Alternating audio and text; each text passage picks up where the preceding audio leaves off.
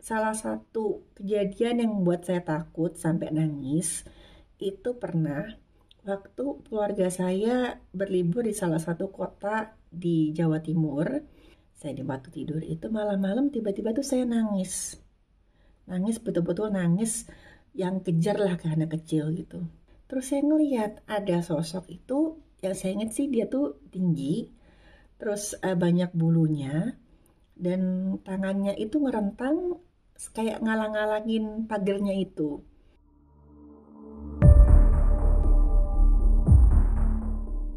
Halo, saya Dr. Stefani. Saya seorang dokter spesialis forensik dan saya melihat apa yang tidak semua orang lihat.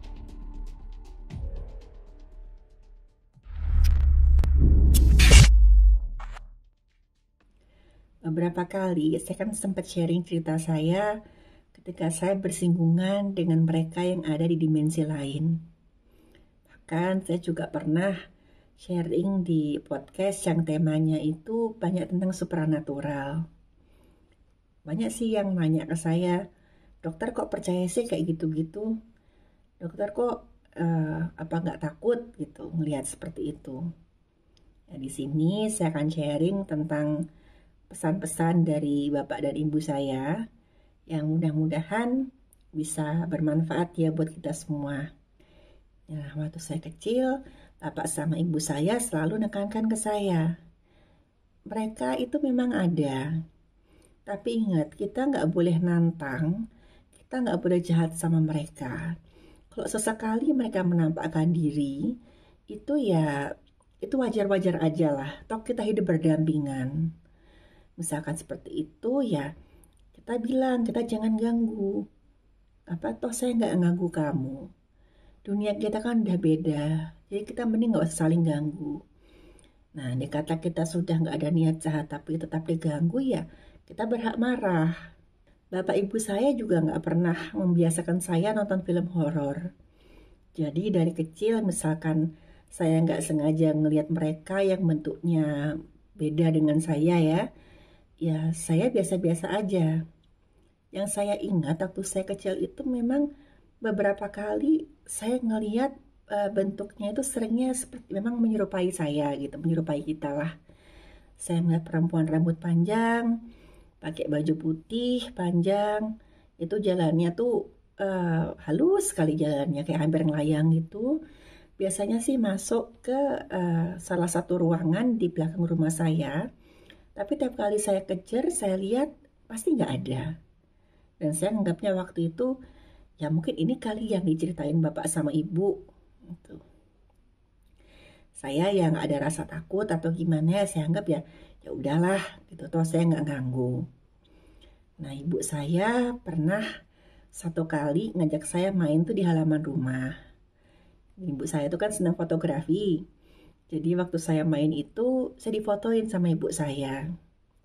Nah, waktu saya lagi main, tiba-tiba tuh saya ngomong ke ibu saya, ibu-ibu itu loh bu di rumah sebelah ada tante.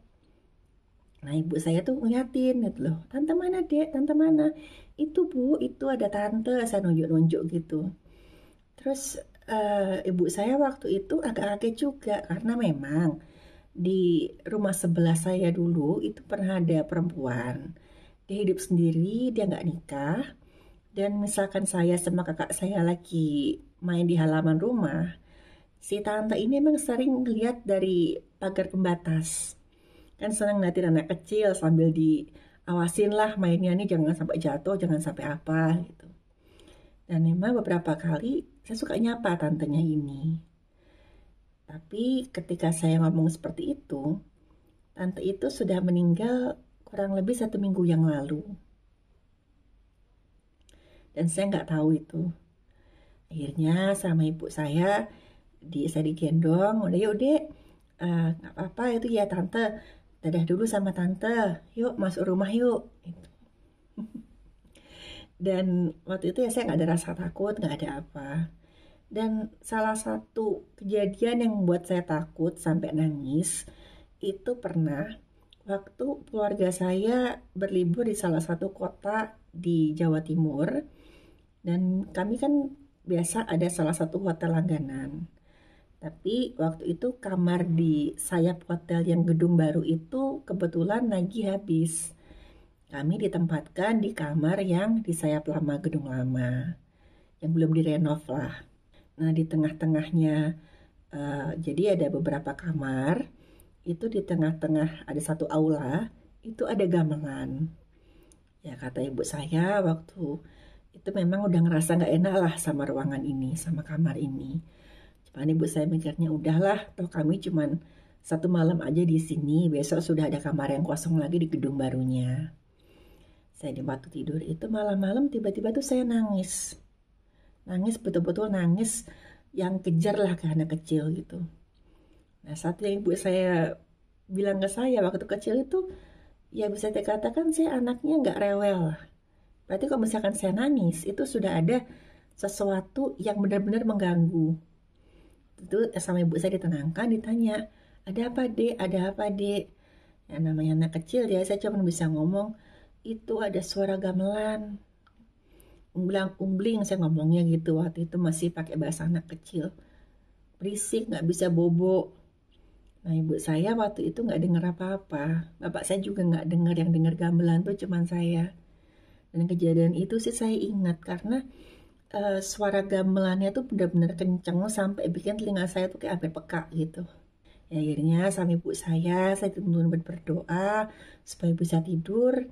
Akhirnya ya saya bisa tidur, terus besoknya kami sudah pindah ke kamar yang lebih tenang.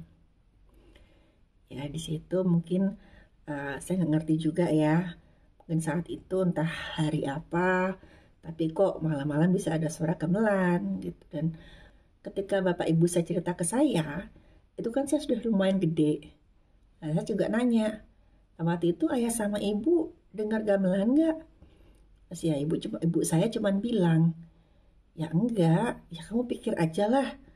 Logikanya siapa sih yang main gamelan malam-malam? Dan waktu itu udah hampir subuh antara jam 2 jam 3. Terus gimana ketika saya ngelihat sosok yang bentuknya itu nggak seperti manusia? Kok tadi kan saya udah ngelihat tantenya ya sosoknya saya udah kenal lah. Terus juga gamelan saya nangis gara-gara suaranya kencang, saya nggak bisa tidur. Tapi kalau sosok yang bentuknya beda, itu ya seringkali saya emang ya antara saya nggak sadar, atau ya sayanya nganggap itu biasa-biasa aja. Pernah waktu keluarga kami itu pulang dari mudik ya waktu itu, kami sampai ke daerah rumah saya itu di Jakarta pas sudah jam 12:30 malam. Nah saya udah seneng nih, kita mau nyampe rumah. Tadinya saya tidur, saya dibangunin sama ibu saya. Terus kami ngelewatin satu toko bahan material, tapi sekarang udah nggak ada, udah dijadikan pertokoan. Dan di situ saya ngeliat tuh kan ada pagarnya, kan biasa tuh pagar yang agak luas gitu, pagarnya tuh agak dari ujung ke ujung lah, agak panjang.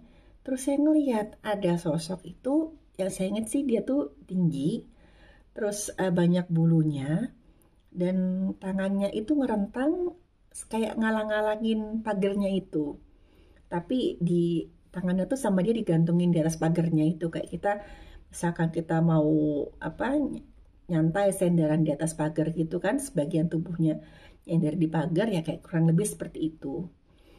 Namanya anak kecil ya, saya kan nggak tahu itu apa. Cuman saya ingat itu kalau dia bentuknya berbulu, itu kayak Oscar di Sesame Street. Itu kan sering tuh ada Sesame Street itu. Saya bilang sama ibu, ibu bu, itu bu ada Oscar tapi Oscarnya hitam gitu. Dan ibu saya bingung, loh mana dek? Itu di depannya pagar tukang besi itu ada Oscarnya tapi hitam. Ya tapi ya untungnya waktu itu walaupun saya dengan polosan saya menunjuk sesosok itu, tapi ya untungnya saya nggak diganggu karena saya kan juga nggak ada niat gimana. Ibu saya cuma nganggap ya mungkin anak ini ngelihat, ya udah. Ini juga pernah ada satu kejadian, saya lupa waktu saya umur berapa. Kalau nggak salah waktu itu saya entah dibawa ke jalan-jalan ke pasar malam atau ke mana gitu, di mana ada pameran makhluk-makhluk aneh. Ada kambing yang mungkin uh, tanduknya 3, terus ada ya makhluk-makhluk seperti itulah. Yang sekarang saya tahu itu karena adanya kelainan pada genetikanya. Nah, salah satu yang dipamerkan saat itu katanya ada anak yang merupakan hasil perkawinan antara manusia dan makhluk gaib. Saya lupa-lupa ingat juga namanya siapa.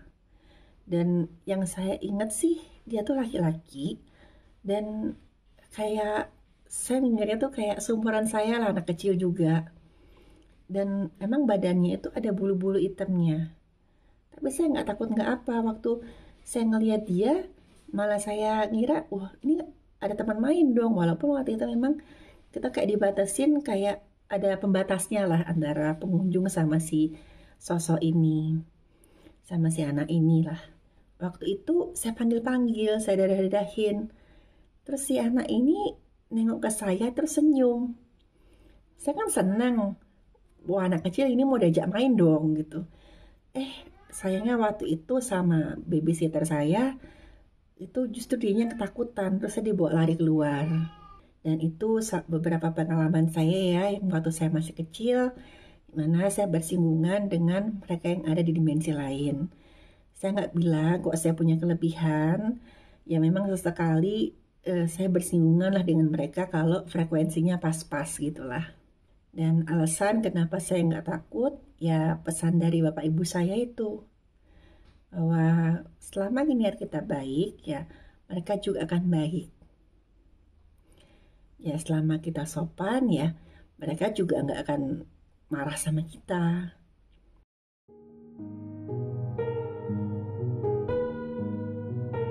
Terima kasih buat yang sudah menyimak cerita saya. Silahkan like, share, dan subscribe.